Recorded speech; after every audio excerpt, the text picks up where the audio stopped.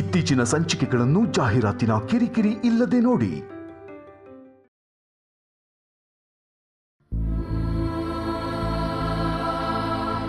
ಪ್ರಣಿ, ಮಾತಾಡಕ್ಕಾಗ್ತಾ ಇಲ್ವಾ? ಏನಾಯ್ತಮ್ಮ? ಏನಾಯ್ತು ಕಂದ?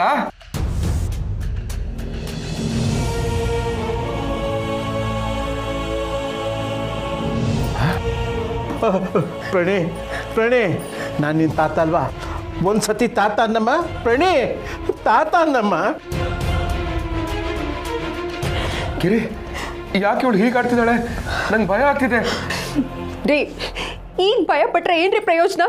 ನಾನು ನೆನ್ನೆನೆ ಪಡ್ಕೊಂಡೆ, ಬಾಬಾ ಬಗ್ಗೆ ಕೆಟ್ಟದಾಗ ಮಾತಾಡಬೇಡಿ, ಒಳ್ಳೇದಲ್ಲ ಅಂತ. ಕೇಳಿದ್ರೆ ನನ್ನ ಮಾತು? ಅವರೇ ಶಾಪ ಕೊಟ್ಟಿರೋದು, ಅದಕ್ಕೆ ಹೀಗಾಗಿದೆ ಇವಳಿಗೆ. ಓ ಗಿರಿ, ಯಾವುದನ್ನ ಇನ್ಯಾವುದಕ್ಕೂ ಲಿಂಕ್ ಮಾಡಬೇಡ ನೀನು. ಲಿಂಕ್ ಮಾಡ್ತೀನಿ. ನೆನ್ನೆವರೆಗೂ ಮಾತಾಡ್ಕೊಂಡು ಚೆನ್ನಾಗಿದ್ಲು ಪ್ರಣಿ. ನೀವು ಉಪವಾಸ ಮಾಡೋದು ಬಿಟ್ಟು ಭಜನೆಗೂ ಮುಂಚೆ ತಿಂದ್ರಲ್ಲ ಪೊಂಗಲ್ಲು, ಅದಕ್ಕೆ ಬಾಬನ ಮನ್ಸಿಗೆ ನೋವಾಗಿ ಹೀಗಾಗಿದೆ. ಮೊದಲೇ ಅವರು ಈಶ್ವರನ 108ನೇ ಅವತಾರ. ಅವ್ರು ಕೋಪ ಮಾಡಿಕೊಂಡ್ರೆ ಸುಮ್ಮನೆ ಬಿಡ್ತಾರಾ? ಇನ್ನು ಮುಗೀತಷ್ಟೇ. ಜೀವನ ಪೂರ್ತಿ ನಮ್ಮ ಪ್ರಾಣಿ ಮೂಗ್ಬಸ್ವಿ ಥರನೇ ಇರ್ತಾಳೆ. ನಾವು ಅದನ್ನ ನೋಡ್ಕೊಂಡು ಕಣ್ಣೀರು ಹಾಕ್ಕೊಂಡೇ ಇರಬೇಕು. ಹಾಗೆಲ್ಲ ಹೆದರಬೇಡಮ್ಮ. ಆ ಕಪಾಳೇಶ್ವರ ಬಾಬಾ ಇದ್ದಾರೆ, ಅವ್ರಿಗೆಲ್ಲರೂ ಒಳ್ಳೇದು ಮಾಡ್ತಾರೆ. ಅಪ್ಪ, ಇನ್ನೊಂದ್ಸತಿ ಅವ್ನ ಹೆಸರು ಎತ್ಕೊಡ್ದು ಈ ಮನೇಲಿ. ಇಷ್ಟು ಚಿಕ್ಕ ಮಗುನ ಕೂರಿಸ್ಕೊಂಡು ರಾತ್ರಿ ಎಲ್ಲ ಭಜನೆ ಮಾಡಿದ್ರೆ ಇನ್ನೇನಾಗತ್ತೆ? ಹುಣ್ಣ, ಡಾಕ್ಟರ್ ಹತ್ರ ಕರ್ಕೊಂಡು ಹೋಗ್ತೀನಿ. ಬೇಡ, ಡಾಕ್ಟ್ರು ಬೇಡ, ಏನು ಬೇಡ. ನಾನು ಪ್ರಾಣಿನ ಬಾಬಾ ಹತ್ರ ಕರ್ಕೊಂಡು ಹೋಗ್ತೀನಿ. ನಾನು ಖಂಡಿತ ಅವನ ಹತ್ರ ಕರ್ಕೊಂಡು ಹೋಗೋದಕ್ಕೆ ಬಿಡೋದಿಲ್ಲ. ನನ್ನ ಮಗಳು ನನ್ನ ಜವಾಬ್ದಾರಿ. ರೆಡಿಯಾಗಿ ಬರ್ತೀನಿ, ಡಾಕ್ಟರ್ ಹತ್ರ ಕರ್ಕೊಂಡು ಹೋಗ್ತೀನಿ. ಪ್ರಣಿ, ಅಳ್ಬೇಡ ಅಕ್ಕ, ನಿನ್ನ ಹತ್ರ ನಂಗೂ ಅಳು ಬರುತ್ತೆ. ಏನಾಗಲ್ಲ ಕಣೆ, ಬಾಬಾ ಎಲ್ಲ ಒಳ್ಳೇದೇ ಮಾಡ್ತಾರೆ.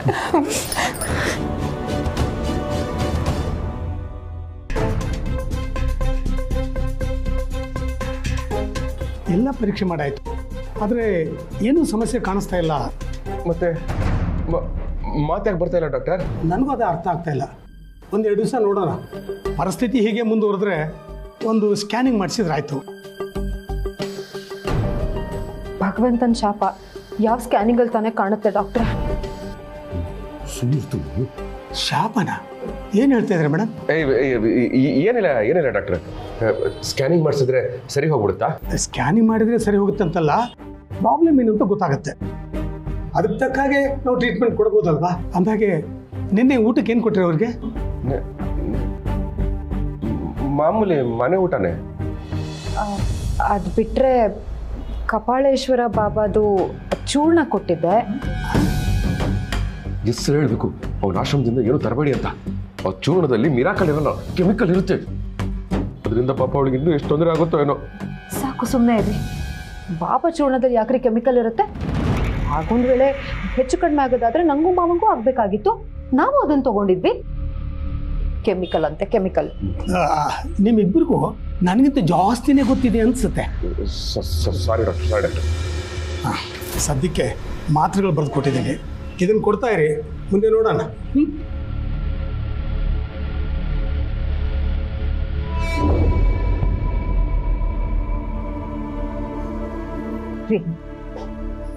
ಅದೇನೋ ಸೈನ್ಸು ಗೀನ್ಸು ಡಾಕ್ಟರ್ ಹತ್ರ ಕರ್ಕೊಂಡು ಹೋದ್ರೆ ಅವರೆಲ್ಲ ಸರಿ ಮಾಡಿಬಿಡ್ತಾರೆ ಅಂತ ಹೇಳಿದ್ರಿ ತಾನೆ? ಡಾಕ್ಟರ್ ಏನ್ರಿ ಹೇಳಿದ್ರು?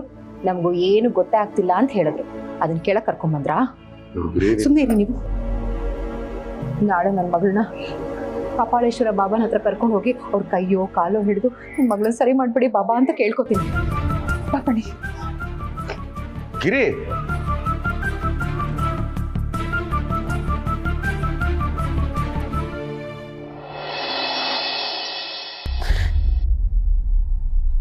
ಬಾಯಿ ತುಂಬ ಅಪ್ಪ ಅಂತ ಕಣಿತಾ ಇದ್ಲು ಪ್ರಣೀತ್. ಅಂತವಳಿಗೆ ಮಾತೆ ನಿಂತೋಗಿದೆ ಅಂದ್ರೆ ಎಷ್ಟು ಸಂಕಟ ಆಗ್ಬಿಡ. ಡಾಕ್ಟ್ರು ಏನು ಪ್ರಾಬ್ಲಮ್ ಇಲ್ಲ ಅಂತ ಹೇಳಿದ್ರು. ಪ್ರಾಬ್ಲಮೇ ಇಲ್ಲ ಅಂದ್ರೆ ಮಾತೆ ಯಾಕೆ ನಿಂತೋಗುತ್ತೆ? ಒಂದ್ ವೇಳೆ ಅವಳಿಗೆ ಮಾತೆ ಬರ್ತಿದ್ರೆ ಮುಂದೆ ಅವಳ ಭವಿಷ್ಯದ ಗತಿ? ಹಾಗೊಂದ್ ವೇಳೆ ಏನಾದ್ರೂ ಸಮಸ್ಯೆ ಇದೆ ಅಂತ ಗೊತ್ತಾದ್ರೆ ಟ್ರೀಟ್ಮೆಂಟ್ ಕೊಡಿಸ್ಬೇಕು. ಆ ಟ್ರೀಟ್ಮೆಂಟ್ಗೆ ಎಷ್ಟು ಖರ್ಚಾಗುತ್ತೋ ಏನು. ನನ್ನ ಮಗಳನ್ನ ನಾನು ಹೇಗಪ್ಪ ಉಳಿಸ್ಕೊಳ್ಳಿ ಭಗವಂತ. ಶಿವಪ್ರಸಾದ್,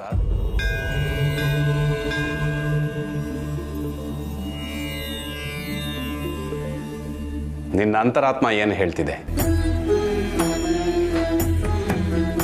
ಭಗವಂತ, ನನ್ನ ಅಂತರಾತ್ಮ ಏನು ಹೇಳ್ತಾ ಇದೆ ಗೊತ್ತಾ? ನಿನ್ನ ಮಗಳಿಗೆ ಮಾತು ಬರುತ್ತೆ ಅನ್ನೋ ಹಾಗಿದ್ರೆ ನೀನು ಯಾರ ಕಾಲು ಬೇಕಾದರೂ ಹಿಡಿ, ಪರವಾಗಿಲ್ಲ ಅಂತ ಹೇಳ್ತಿದ್ದೆ. ಆ ಬಾಬಾ ಆಶೀರ್ವಾದದಿಂದ ನಿನ್ನ ಮಗಳಿಗೆ ಮಾತು ಬರೋ ಹಾಗಿದ್ರೆ ಅವನ ಹತ್ರನೇ ಕರ್ಕೊಂಡು ಹೋಗು ಅಂತ ಹೇಳ್ತಾ ಇದ್ದೆ. ಆದರೆ ಅವನು ಒಳ್ಳೆಯವನಲ್ಲ, ಮೋಸಗಾರ ಅಂತ ನೀನೇ ಹೇಳ್ತಿದ್ದೆ ಅಲ್ವ ಶಿವಪ್ರಸಾದ್? ಹೇಳ್ತಾ ಇದ್ದೆ, ಯಾಕಂದ್ರೆ ಅವಾಗೆಲ್ಲ ಸರಿಯಾಗಿತ್ತು.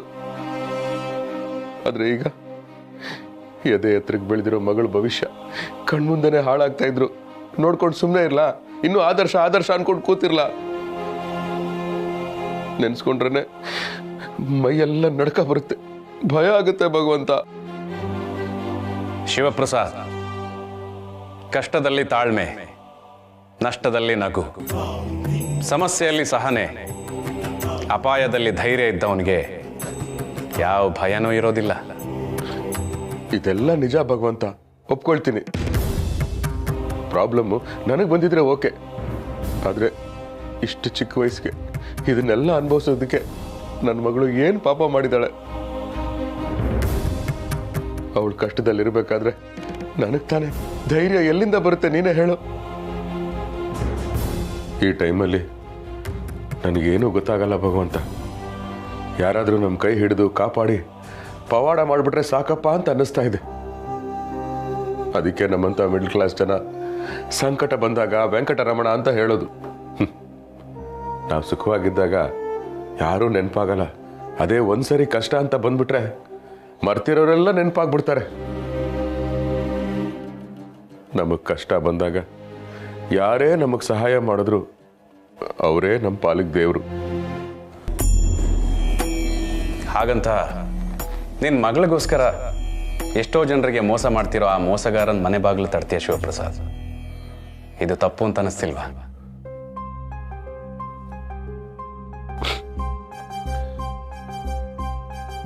ಭಗವಂತ, ನಮ್ಮ ನೋವನ್ನ ಕೇಳಿಸ್ಕೊಳ್ಳೋದಕ್ಕೆ ಯಾವ ಬಾಗಿಲು ತೆಗೆದಿರುತ್ತೋ ಅದೇ ನಮಗೆ ದೇವಸ್ಥಾನ. ಇದರಲ್ಲಿ ಸರಿ ಯಾವುದು ತಪ್ಪು ಯಾವುದು ನನಗೆ ಗೊತ್ತಾಗ್ತಾ ಇಲ್ಲ. ಒಟ್ನಲ್ಲಿ ನನ್ನ ಮಗಳು ಹುಷಾರಾಗಬೇಕು ಅಷ್ಟೇ. ಇದು ಒಬ್ಬ ಸ್ವಾರ್ಥ ತಂದೆಯ ಮಾತೇ ಹೊರತು ನನ್ನ ಸ್ನೇಹಿತ ಶಿವಪ್ರಸಾದ್ನ ಮಾತಲ್ಲ. ಏನು ಸ್ವಾರ್ಥ ತಂದೆನಾ? ಏನ್ ಭಗವಂತ ಹೀಗೆ ಮಾತಾಡ್ತಾ ಇದೀಯಾ? ತನ್ನ ಮಕ್ಕಳು ಚೆನ್ನಾಗಿರ್ಲಿ, ಮಕ್ಕಳ ಭವಿಷ್ಯ ಉಜ್ವಲವಾಗಿರ್ಲಿ ಅಂತ ಹಗಲು ರಾತ್ರಿ ಕಣ್ಣಿಗೆ ಎಣ್ಣೆ ಬಿಟ್ಕೊಂಡು ಕಾಪಾಡ್ತಾನಲ್ಲ, ಅದು ಸ್ವಾರ್ಥನಾ? ಅವ್ರಿಗೆ ತೊಂದರೆ ಆದಾಗ ವಿಲ ವಿಲ ಅಂತ ಒದ್ದಾಡ್ತಾನಲ್ಲ, ಅದು ಸ್ವಾರ್ಥನಾ? ಸರಿ, ನಿನ್ನ ಪ್ರಕಾರ ಇದು ಸ್ವಾರ್ಥ ಅನ್ನೋದೇ ಆದ್ರೆ ಹೌದು, ನಾನು ಸ್ವಾರ್ಥಿನೇ. ನಂತರ ಎಲ್ಲ ಅಪ್ಪಂದ್ರು ಸ್ವಾರ್ಥಿಗಳೇ.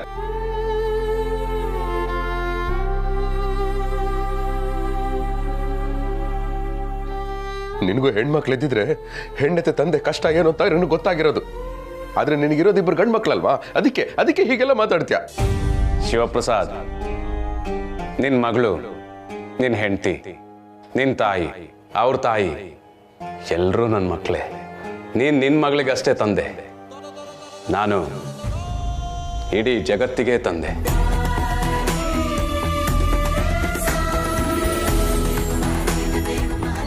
ದೇವ್ರ ಹೆಸರು ಹೇಳ್ಕೊಂಡು ಜನರನ್ನ ತಪ್ಪುದಾರಿಗೆ ಎಳಿತಿರೋ ಆ ಮೋಸಗಾರನ ವಿರೋಧಿಸಿದವನು ನೀನು. ಈಗ ಸಂದರ್ಭಕ್ಕೆ ಹೆದರ್ಕೊಂಡು ನೀನು ಮುಂದಿಟ್ಟಿರೋ ಹೆಜ್ಜೆನ ಹಿಂದಿಡಬೇಡ. ಅಮಾಯಕರ ಪರವಾಗಿ ಧ್ವನಿ ಎತ್ತಿದಾಗ ಈ ಥರ ಭಯಾನಕ ಸಮಸ್ಯೆಗಳು ಎದುರಾಗೋದು ಸಹಜ. ಅದನ್ನ ಎದುರಿಸಿ ನಿಲ್ಲೋನೆ ಮನೋಜ ಶಿವಪ್ರಸಾದ್.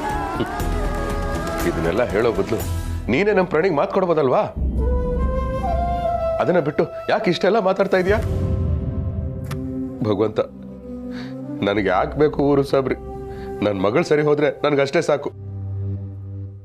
ಅದನ್ನ ಆ ಬಾಬಾನೇ ಸರಿ ಮಾಡ್ತಾರೆ ಅಂದ್ರೆ ನಾಳೆ ಅವ್ರ ಹತ್ರನೇ ಕರ್ಕೊಂಡು ಹೋಗ್ತೀನಿ.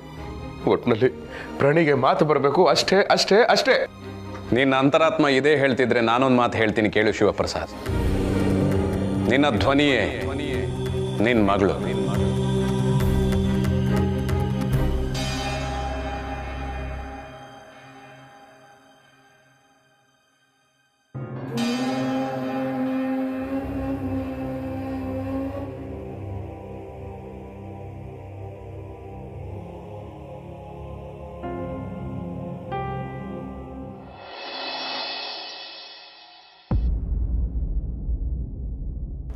ಬಾಬಾ, ನಾನು ನಿಮ್ಮ ಹತ್ರ ಏನೇನೋ ಮಾತಾಡ್ಬಿಟ್ಟಿದ್ದೀನಿ.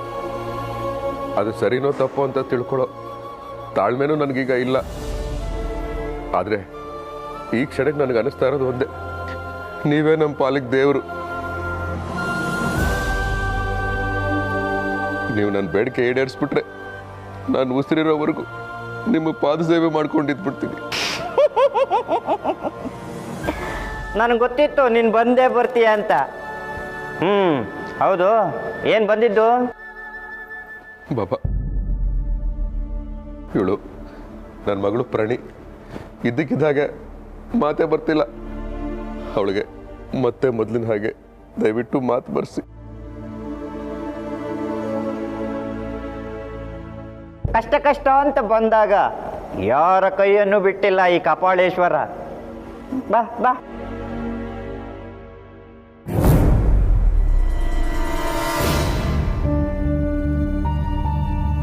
ಭಕ್ತರೇ, ಈಗ ಒಂದು ಚಮತ್ಕಾರ ಮಾಡ್ತೀನಿ, ಎಲ್ರು ಕಣ್ಣಾರೆ ನೋಡಿ.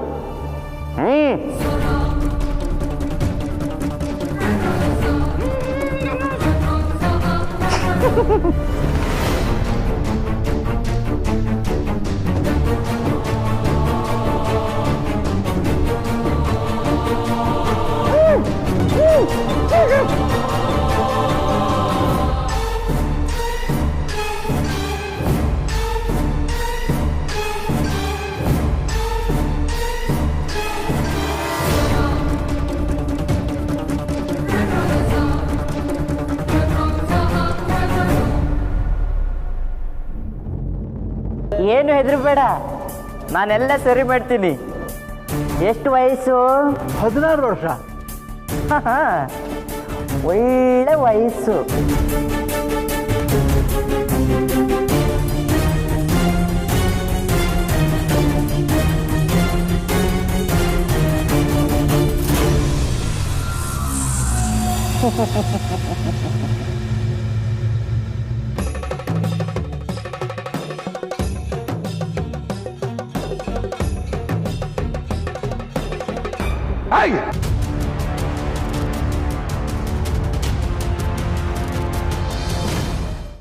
ಕೈ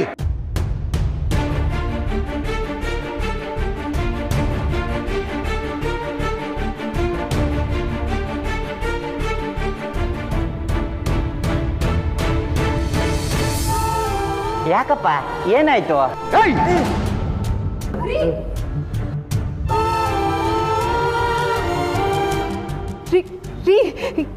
ಏನಾಯ್ತ್ರಿ?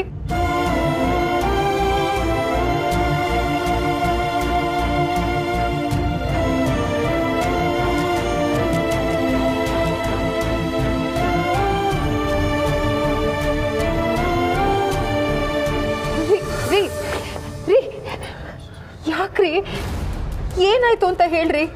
ಯಾಕೋ ಏನಾಯ್ತೋ? ಯಾಕೋ ಹೀಗೆ ಆಡ್ತಿದ್ಯಾ? ಅದನ್ನೆಲ್ಲ ಹೇಳಕ್ಕಾಗಲ್ಲಪ್ಪ. ಮಗಳನ್ನ ಕಳಿಸು.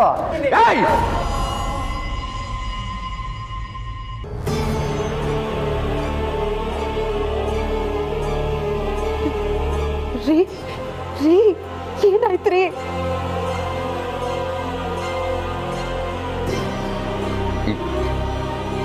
ಈ ಟೋಂಗಿ ಬಾಬಾ ನಮ್ಮ ಪ್ರಾಣಿನ ಕೆಟ್ಟ ದೃಷ್ಟಿಯಿಂದ ನೋಡ್ತಾ ಇದ್ದ.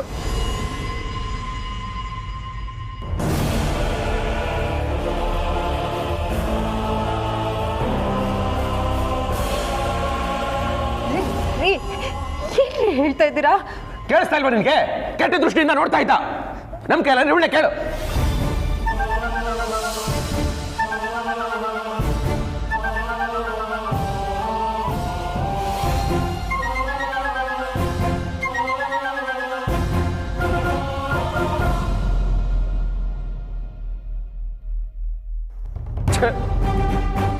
ನನಗೆ ಇಲ್ಲಿಗೆ ಬರೋದಕ್ಕೆ ಇಷ್ಟ ಇರಲಿಲ್ಲ.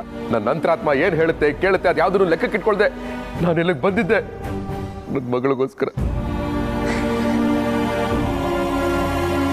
ನನ್ನ ಮಗಳಿಗೆ ಸರಿ ಹೋಗುತ್ತೆ ಅಂತ ಆಸೆಯಿಂದ, ಭಕ್ತಿಯಿಂದ, ಶ್ರದ್ಧೆಯಿಂದ, ನಂಬಿಕೆ ಇಟ್ಕೊಂಡು ಬಂದ್ವಿ. ಆದ್ರೆ ಇಂಥ ಪಾಪಿಗಳು ನಮ್ಮಂಥವ್ರನ್ನ ನಂಬಿಕೆನ ದುರುಪಯೋಗ ಪಡಿಸ್ಕೋತಾರೆ ಅಂತ ಮತ್ತೆ ಸಾಬೀತಾಗೋಯ್ತು. ನಮ್ಮ ಕಣ್ಣೀರನ್ನ ನಿಮ್ಮ ಇನ್ವೆಸ್ಟ್ಮೆಂಟ್ ಆಗಿ ಬಳಸ್ಕೋತಿದ್ದಾರಲ್ಲ, ನಾಚಿಕೆ ಆಗಲ್ಲ ನಿಮಗೆ? ನಿಮ್ಮ ಜನ್ಮಕ್ಕಿಷ್ಟು. ಹೀಗಾಗ್ಲೇ ನಮ್ಮಂತ ಮಿಡ್ಲ್ ಕ್ಲಾಸ್ ಜನಗಳನ್ನ ತುಂಬಾ ಜನ ಅವರವರ ಅನುಕೂಲಕ್ಕೆ ಬಳಸ್ಕೋತಾ ಇದ್ದಾರೆ. ಕೊನೆ ಆಸರೆ ಅಂತ ನಮ್ಗೆ ಉಳಿಯೋದು ಭಕ್ತಿ. ಅದನ್ನು ವ್ಯಾಪಾರ ಮಾಡಿ ನಮ್ಗಿನ್ನಷ್ಟು ನೋವು ಕೊಡಬೇಡಿ.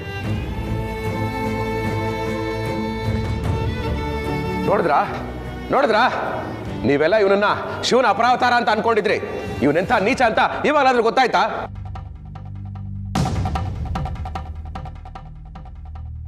ಅಲ್ಲ, ಇಷ್ಟು ಜನಗಳ ಮುಂದೆ ಒಂದು ಹೆಣ್ಣು ಮಗುನ ಕೆಟ್ಟ ದೃಷ್ಟಿಯಿಂದ ನೋಡ್ತಾನೆ ಅಂದ್ರೆ ನಿಮ್ಮ ಬೆನ್ನ ಹಿಂದೆ ಏನೇನೆಲ್ಲ ಆಗಿರ್ಬೇಡ, ಯೋಚನೆ ಮಾಡಿ.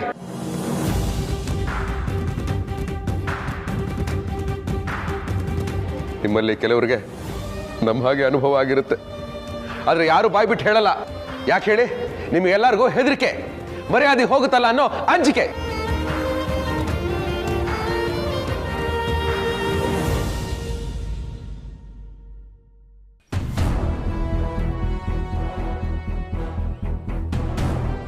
ನೀವು ಹೇಳ್ತಿರೋದು ನಿಜ ಸರ್. ಈ ಪಾಪಿ ಸರಿ ಇಲ್ಲ. ಪಾದ ಸೇವೆ ಅಂತ ಕರೆಸ್ಕೊಂಡು ನನಗೆ ತುಂಬಾ ಕೆಟ್ಟದಾಗ ವರ್ತಿಸ್ದ.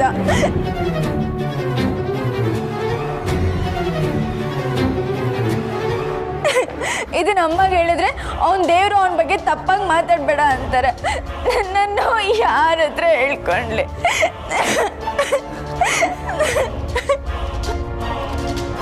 ಅಯ್ಯೋ, ನಾನೆಂತ ಪಾಪಿ! ಈ ಪಾಪಿ ನಂಬಿ ನಿನ್ ಭವಿಷ್ಯ ನಾನೇ ಹಾಳು ಮಾಡ್ಬಿಟ್ಟಲ್ಲ.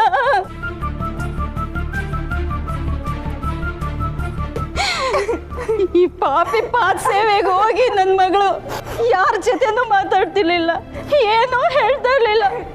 ಯಾಕೆ ಅಂತ ಗೊತ್ತಿಲ್ಲದೆ ಇದ್ದೆ. ಇವತ್ತೆಲ್ಲ ನಾಳೆ ಸರಿ ಹೋಗ್ತಾಳಲ್ಲ ಅಂದ್ಕೊಂಡೆ. ಆದ್ರೆ ಈ ಪಾಪಿ ಇಂಥ ಕೆಲಸ ಮಾಡಿದ್ದಾನಂತ ನಂಗೆ ಗೊತ್ತೇ ಆಗ್ಲಿಲ್ವೇ. ನಾನೇ ನಿನ್ ಭವಿಷ್ಯ ಹಾಳು ಮಾಡ್ಬಿಟ್ನಲ್ಲಮ್ಮ.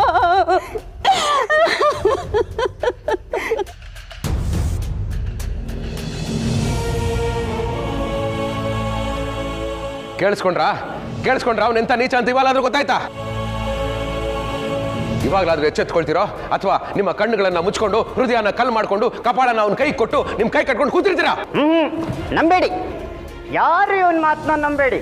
ಯಾರಾದ್ರೂ ನಂಬಿದ್ರೆ ನನ್ನ 3ನೇ ಕಣ್ಣನ್ನು ತೆಗಿಬೇಕಾಗತ್ತೆ.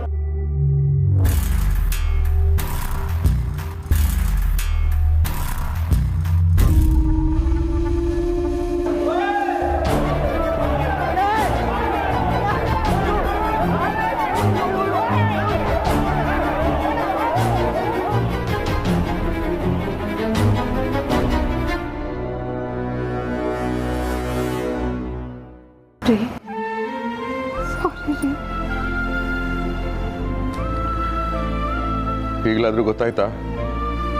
ಯಾರೇ ಸಂತ ಆಗ್ಲಿ ತಮ್ಮನ್ ತಾವೇ ಭಗವಂತ ಅಂತ ಘೋಷಣೆ ಮಾಡ್ಕೊಳ್ಳೋದಿಲ್ಲ. ಅವ್ರು ಮಾಡೋ ಒಳ್ಳೆ ಕೆಲಸಗಳಿಂದ ನಮಗದನ್ನ ಅರ್ಥ ಮಾಡಿಸ್ತಾರೆ. ಇನ್ಮೇಲಾದ್ರೂ ಇಂಥ ಮೂಢನಂಬಿಕೆಗಳಿಗೆ ಮರಳಾಗಬೇಡಿ. ಪ್ರಣಿ, ಇಲ್ಲಾಗಿದ್ದೆಲ್ಲ ಮರ್ತ್ಬಿಡು. ಪ್ರಣಿ, ನೀನೇನು ಯೋಚನೆ ಮಾಡಬೇಡ. ನಿನ್ನ ಒಳ್ಳೆ ಡಾಕ್ಟರ್ ಹತ್ರ ಕರ್ಕೊಂಡು ಹೋಗ್ತೀನಿ. ಅದೆಷ್ಟಾದ್ರೂ ಖರ್ಚಾಗ್ಲಿ ನಿನ್ಗೆ ಮಾತು ಬರೋ ಹಾಗೆ ಮಾಡ್ತೀನಿ. ಯಾಕೆಂದ್ರೆ ನಾವು ಯಾರಿಗೂ ಅನ್ಯಾಯ ಮಾಡಿಲ್ಲ, ನಮ್ಗೆ ಅನ್ಯಾಯ ಆಗೋದಿಲ್ಲ. ಸರಿ ಅಪ್ಪ. ರಾಣಿ ಅಮ್ಮ ನಾನು ಮಾತಾಡ್ತಿದ್ದೀನಿ. ಅಪ್ಪ ನಾನು ಮಾತಾಡ್ತಿದ್ದೀನಿ. ತಾತ ನಾನು ಮಾತಾಡ್ತಿದ್ದೀನಿ. ಹೌದು ಹೌದು ಬಂಗಾರ, ಯಾವತ್ತು ಯಾವಾಗಲೂ ನನ್ನ ಮಗ ಧ್ವನಿ ಎತ್ತಿದ್ದವನು ಇವತ್ತು ತನ್ನ ಮಗಳಿಗೂ ಸಹ ಧ್ವನಿ ಎತ್ತದ. ನನ್ನ ಮೊಮ್ಮಗಳಿಗೂ ಧ್ವನಿ ಬಂದ್ಬಿಡ್ತು. ನಿನ್ನ ಧ್ವನಿಯೇ ನಿನ್ನ ಮಗಳು.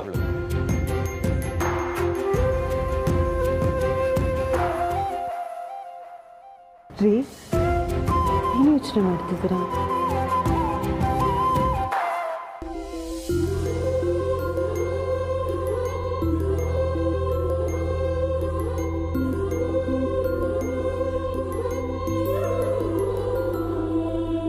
ಬಾಳ